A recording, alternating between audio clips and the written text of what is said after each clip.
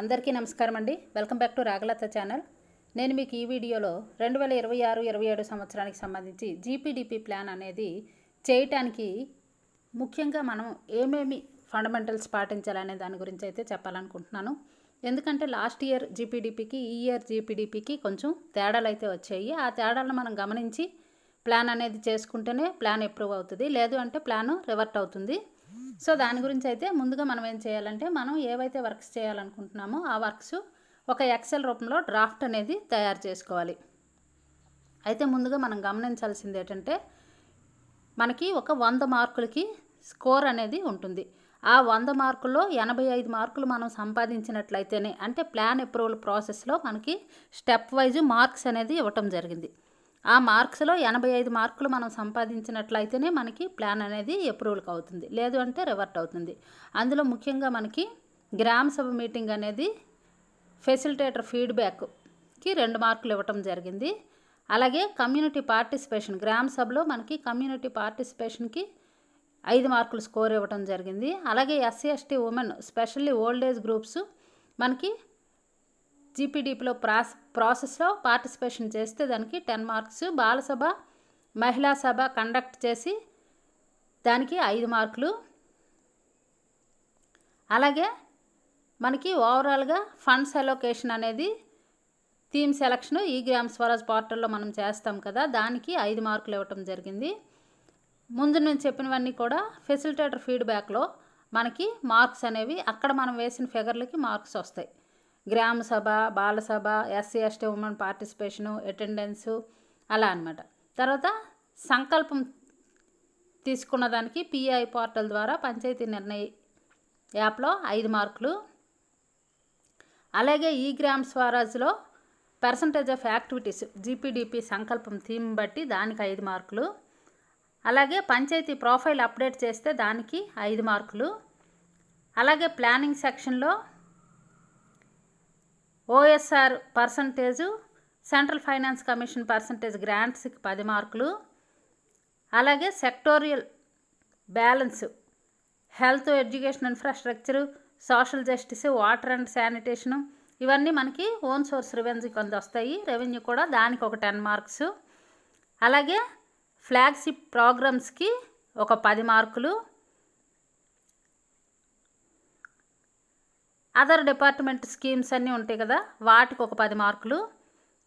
తర్వాత mobilisation of own sources in future దానికి ఒక 3 మార్కులు ఇవ్వటం జరిగింది.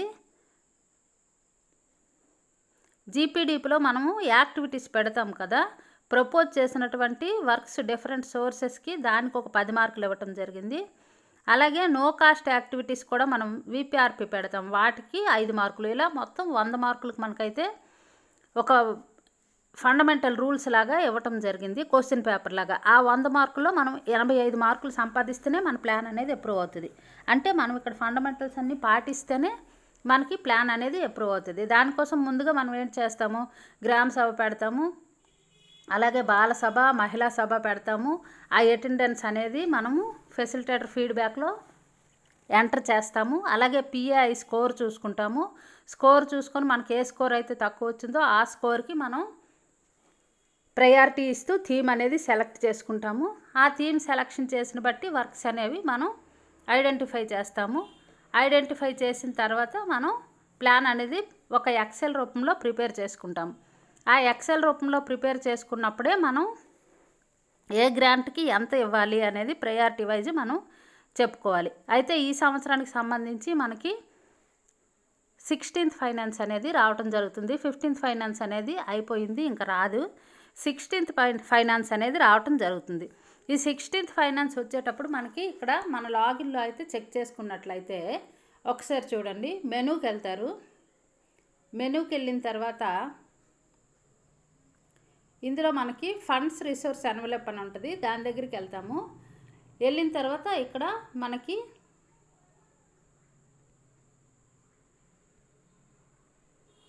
ఎక్స్పెక్టెడ్ ఫండ్స్ అలొకేషన్ మనం ప్రతి సంవత్సరం చేస్తున్నదే, కాకపోతే ఈ గ్రామ స్వరాజ్ సైట్ కొంచెం అటు ఇటు చేసి మార్పులు చేయటం వల్ల మళ్ళీ మనకి కొత్తలాగా కనిపిస్తుంది. అక్కడ మనకి ఇక్కడ అన్ని స్కీమ్స్ వస్తాయి. అన్ని స్కీమ్స్ తలక ఫండ్స్ అనేది ఎంటర్ చేస్తాము. ఒక 16th ఫైనాన్స్ వరకు మాత్రం బేసిక్ గ్రాంటు అంటే టైడు మనకి ఫిగర్స్ అనేవి రావటం జరుగుతుంది. మిగతావన్నీ కూడా మనం ఇక్కడ ఎన్ని స్కీమ్స్ ఉన్నాయో అన్ని స్కీమ్స్కి మనం ఫిగర్స్ అనేవి ఎంటర్ చేయాలి.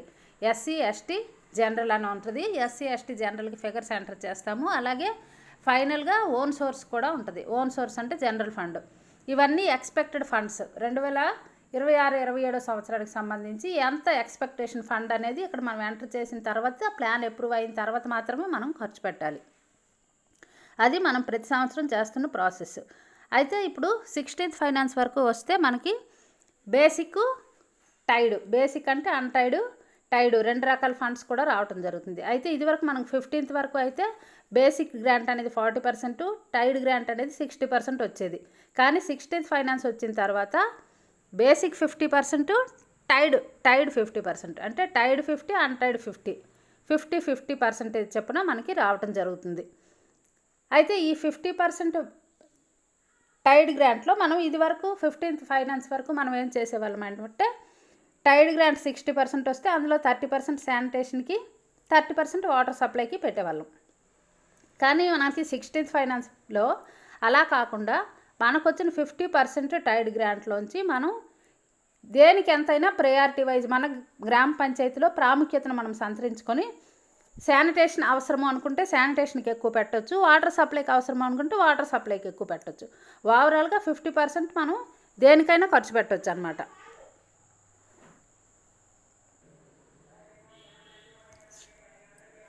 ఇలా మనం టైడ్ గ్రాంట్లోంచి వాటర్కి ఎంతైనా పెట్టచ్చు, శానిటేషన్కి ఎంతైనా పెట్టచ్చు. కానీ అందులోంచి రోడ్లు కానీ ఇలా మనం బేసిక్ రిలేటెడ్ వర్క్స్ అనేవి పెట్టుకోకూడదు.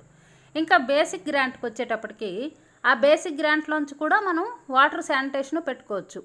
ఇంకా ఏవైనా మనకి అవసరమైనవి పట్టుకోవచ్చు. అలాగే సీసీ ఛార్జెస్ ఇలాంటివి ఏవైనా కూడా మనం బేసిక్ గ్రాంట్లోంచి పెట్టుకోవచ్చు.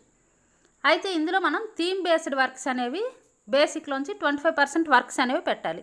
అంటే ఆ థీమ్లో ఒక 100 వర్కులు ఉన్నాయనుకోండి, 100 వర్కుల్లోంచి 25 వర్క్స్ అనేవి కంపల్సరీ మనం బేసిక్లోంచి పెట్టాలి. అలాగే మనకి గ్రాంట్లోంచి 25% అమౌంట్ కూడా మనం థీమ్ బేస్డ్ ఖర్చు పెట్టాలి. అయితే ఇంకా మనకి ముఖ్యమైనది ఏంటంటే మన ఏ థీమ్ అయితే మనం రెడ్లో ఉన్నామో, లీస్ట్లో ఏ థీమ్ అయితే ఉందో ఆ థీమ్ అనేది కంపల్సరీ మనం సెలెక్ట్ చేసుకోవాలి. మనం లీస్ట్లో ఉన్న థీమ్ కాకుండా వేరే థీమ్ కనుక తీసుకున్నట్లయితే మనకు మార్కులు తగ్గిపోతాయి. అలాగే మనకి ప్లాన్ కూడా అప్రూవ్ అవ్వదు. మనం ఈ సంవత్సరానికి సంబంధించి అయితే 85% మార్కులు మాత్రం కంపల్సరీ స్కోర్ చేయాలి. అది దృష్టిలో పెట్టుకొని మనం ప్లాన్ అనేది ఖచ్చితంగా అమలు చేయడానికి ప్రయత్నించాలి. ఇంకపోతే మనకి అన్ని థీమ్లు కలిపి 427 యాక్టివిటీస్ ఉంటాయి. అందులో యాక్టివిటీస్లో కూడా మనకి category A, category B, category C అని 3 రకాలు అనేది ఇవ్వటం జరిగింది ఈ సంవత్సరానికి సంబంధించి. ఇది లాస్ట్ ఇయర్ ప్రీ జీపీడీపీ అని మనకి ఇచ్చారు. ఆ ప్రీ జీపీ చేసిన వాళ్ళకి కంపల్సరీ ఇది అర్థమవుతుంది. ప్రీ జీపీడీపీలో ఇవన్నీ కూడా మనకి లాస్ట్ ఇయర్ వచ్చాయి. కాకపోతే మనం ఫైనల్ జీపీడీపీ చేసాం కాబట్టి చాలా వరకు తెలియదు. ప్రీ జీపీడీపీ చేసిన వాళ్ళకి ఇది మాత్రం బాగా అర్థమవుతుంది. ఇందులో మెయిన్ కేటగిరీ ఏలో మనకి కంపల్సరీ చేయాల్సినటువంటి వర్క్స్ అనేవి ఇవ్వటం జరిగింది.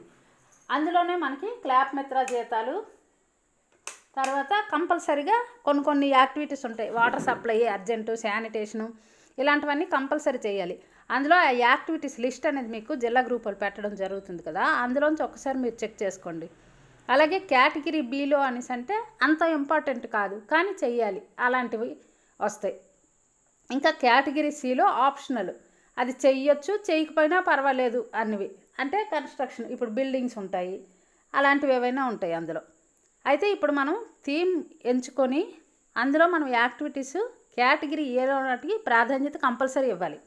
అలాగే ఇప్పుడు మన గ్రామ పంచాయతీ పాపులేషన్ బట్టి మనకి క్లాప్ మిత్రాలు 1000 జనాభాకు ఒకరు ఉండటం జరుగుతుంది. అయితే ఇప్పుడు మనకి 4000 జనాభా ఉన్న గ్రామ పంచాయతీలో ఇద్దరే పనిచేస్తున్నారు అనుకోండి, ఇప్పుడు అక్కడ 4 ఉండాలి. కాబట్టి 4కి మనం కంపల్సరీ జీతాలు అనేది ప్లాన్లో పెట్టాలి. ఎందుకంటే మధ్యలో వాళ్ళు జాయిన్ అవ్వచ్చు. ఒకవేళ అవ్వకపోయినా కూడా వాళ్ళకి ఇవ్వాల్సిన జీతాలు బడ్జెట్ అనేది మనం వాళ్ళకి కేటాయించేయాలి. ఆ నలుగురికి తగ్గ జీతాలు పెట్టాలి. అలాగే ఎస్డబ్ల్యూపీ షెడ్ కంప్లీట్ అయినట్లయితే అక్కడ షెడ్ మిత్రకు కూడా మనం జీతం అనేది ప్రపోజ్ చేసేయాలి. అక్కడ వర్క్ చేస్తున్నా చేయకపోయినా కూడా వాళ్ళ జీతాలు అనేది కేటాయించేయాలి. ఇలా ఇవన్నీ మనం నార్మ్స్ పాటిస్తేనే మనకి ప్లాన్ అనేది అప్రూవ్ అవుతుంది. అది మనం దృష్టిలో పెట్టుకోవాలి. ఇంకా ప్లాన్ విషయానికి వస్తే మనకి ప్రస్తుతానికైతే జిల్లాకి 10 పంచాయతీలు పైలట్ ప్రాజెక్ట్ కింద సెలెక్ట్ చేయడం జరిగింది. వాళ్ళకైతే ఈ 2 డేస్లో ప్లాన్ అనేది చేసేసి అప్రూవ్ చేసేసుకోవాలి. ఆ తర్వాత మిగతా పంచాయతీలు కూడా చేయాల్సిన అవసరం ఉంటుంది. అయితే ఈ పంచాయతీలు చేసిన తర్వాత అందులో ఇంకా కష్ట నష్టాలు ఏవైనా ఉంటాయో మన వరకు వస్తాయి. వచ్చిన తర్వాత మనం మార్చుకోవడానికి అవుతుంది. ఏదైనా సరే మనం గ్రామ సభ పెట్టుకుంటాము, బాల సభ పెట్టుకుంటాము, మహిళా సభ పెట్టుకుంటాము, అటెండెన్స్ అనేది ఎంటర్ చేస్తాము. ఇవన్నీ నిర్ణయాప్ ద్వారా మనం చేసిన వాటికి మార్కులు వస్తాయి. కాబట్టి మీరు అక్కడ ఫొటోస్ మంచివి అప్లోడ్ చేసుకోవాలి. అటెండెన్స్ ఎక్కువ ఉన్నట్లుగా చూసుకోవాలి. జనాల పార్టిసిపేషన్ ఎక్కువ ఉండాలి. అవి అయిన తర్వాత ఇంకా థీమ్ సెలక్షన్ చేసుకునేటప్పుడు కూడా లిస్ట్లో ఉన్న థీమ్ సెలెక్ట్ చేసుకోవాలి. దానికి priority wise category A works ఎక్కువ ఉండాలి. అవన్నీ చూసుకొని మనం ప్లాన్ అనేది ఫస్ట్ ఎక్సెల్ ప్రిపేర్ చేసుకోవాలి. ఎక్సెల్ ప్రిపేర్ చేసుకోకుండా డైరెక్ట్గా వెళ్ళి మనం ఎంటర్ చేసేస్తాం, ఆన్లైన్ చేసేస్తామంటే ఇబ్బందికరమైన పరిస్థితి వస్తుంది. ఆ తర్వాత వర్క్స్ కూడా లొకేషన్ ఎంటర్ చేస్తూ వర్క్ అనేది ఎంటర్ చేసుకోవాలి.